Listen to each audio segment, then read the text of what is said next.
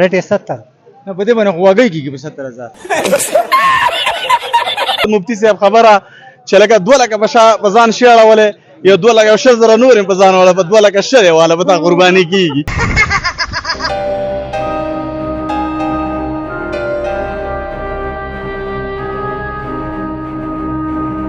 کتونکو دې ټیم کې منګه موجود یو د ضلع باجوړ په ډېره تاریخي او مشهوره میله صدیق آباد پاټک میله کې.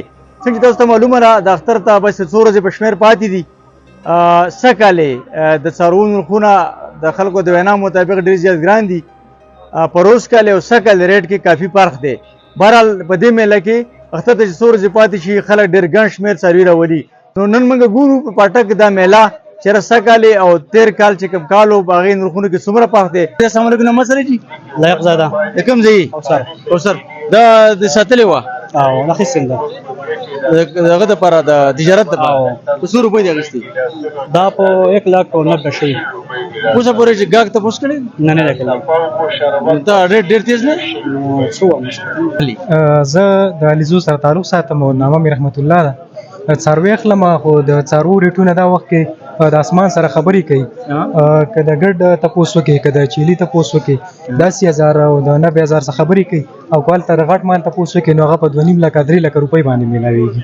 نو کېدای شي حالات ډېر زیات ګډوډ دي. کېدای شي دا دغه هم پاتې شي دا قرباني ځکه چې ډېر زیات ګران دي. غواړو چې ګزاره وکړي انشاءالله تعالی په دې یو ورځ دوه کې او که چېرته نه و بیا پاتې دا د اخیسته که نه د کورنۍ دی کورنۍ دی.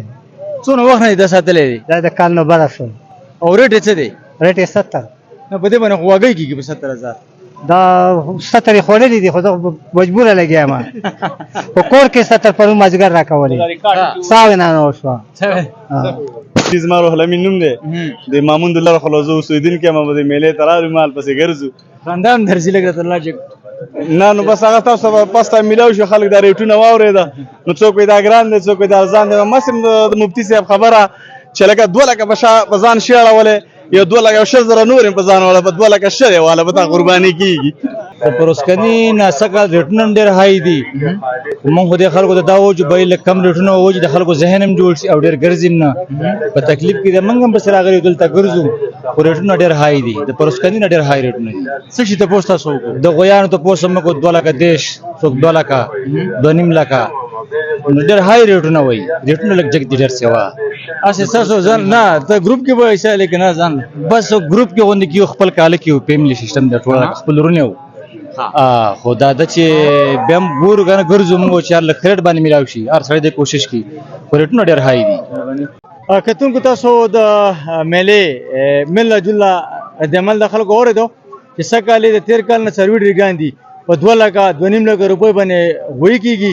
هغه شانته غوا 1.5 لک 1 لک اویا 10,000 کم 2 لکه او دین علاوه لږ کمزورې څاروي هغه 1,10,000 1,15,000 او دغه نه کم لک روپۍ چې کوم دی د کمزوري څاروي کېږي. دین علاوه ګډان هم د لکاو په ریټ کې دي. نو سږکالې په نسبت د تېر کال ریټونه ډېر زیات چې کوم دی سیوا دي. بهرحال خلک کوشش کوي دې کوم خلک دی چې اختر ته له ورځې پاتې دي کېدای شي څاروي ارزان شي.